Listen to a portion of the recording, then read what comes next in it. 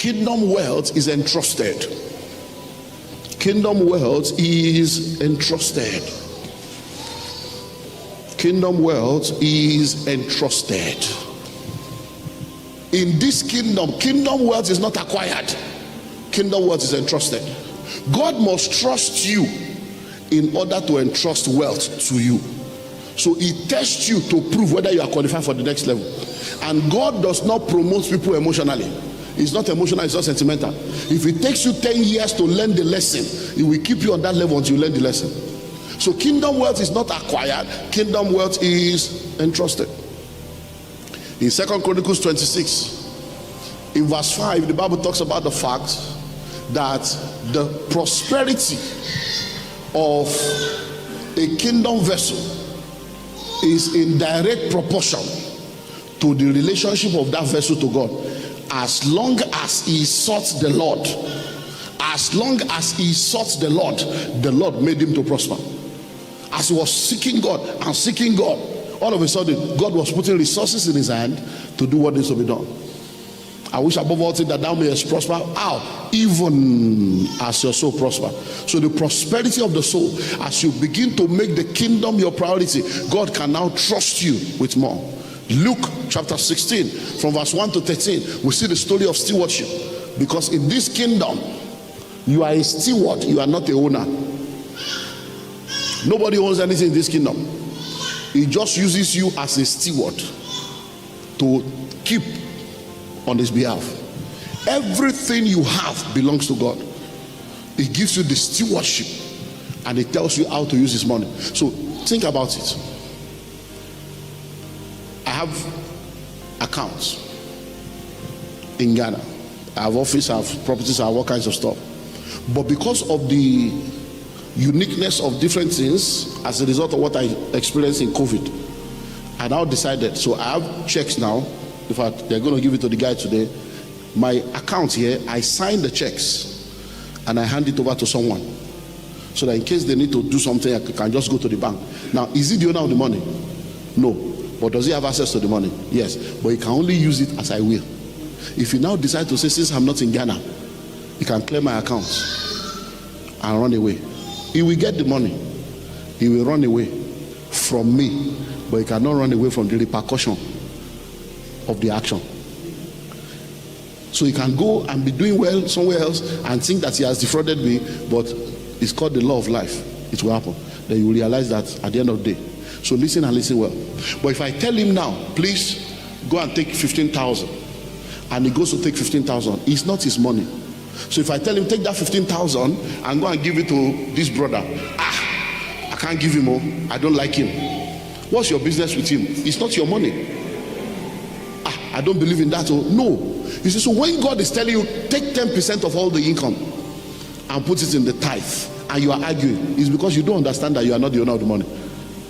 It's not your money in the first place. It's because you are laying claim. That's why you are saying I can't pay tithe. How can you tell me you can't spend my money the way I told you to spend it? Except that you lack understanding that it's not your money.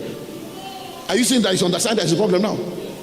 So in order to now teach you that it's the owner, it takes everything away. I will now collect my checkbook from you and give it to somebody else, and you will discover how powerless and useless you are without me.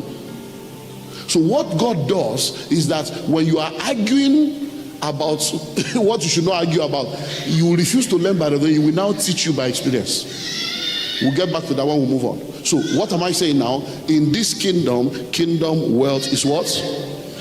Entrusted. So we see the story of a man that was entrusted, and because he did not understand stewardship, he messed things up. Can God trust you with prosperity? Can God trust you with influence? Can God trust you with blessings? Hello? In 1993, I had a guy, 1993, that was part of, I was the assistant pastor and was a member of the church. And there was a crisis that happened. One room. He rented one room, just one room. In fact, not one room self-contained like studio. One room, as in one room. The toilet and bedroom is outside. Kitchen is outside. So it's just one room in what we call face me, I face you tenement building. One day, single room. One day, 3 sisters met in the room. So even though he's in one room, he had 3 keys for 3 different sisters. But I don't know whether he did this calculation wrong. One slept overnight. Maybe she was supposed to have left, and then she was still having her bath when the other one opened the door and entered. And then she came from the bathroom and met. Said, how did you enter? I said, what are you doing here? While they were still arguing, a third one was coming with coolers of food and trying to use key. So 3 people in one room. So I told the brother, I said, my brother, if God gave you one room, you are destroying the destiny of 3 daughters of Zion. Your possibility of having a flat is very slim, but your possibility of being homeless is very high, because God will need to keep you homeless to deliver you from your foolishness. Hello, that was 1993. By 1997, he was sent to buy fan for the church, and then he bought the fan and took some money. And when he came and gave the receipts, and the very minute I got there, I said, is this the amount they sell the fan? I said, yes. I said, are you sure?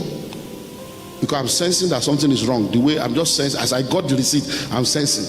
He said, no, it's sure. So look, no problem. To cut a long story short, we found out that he added money to the money of the fan. So I'll just give you 2 examples of one person. So I told him, I said, you remember years ago when you did this with those sisters? Now look at what you have done. I said, so number 1, you have destroyed your possibility of owning a home. Now the possibility of even having money, you have destroyed it again. I said, this kind of life will not work. That was 1997.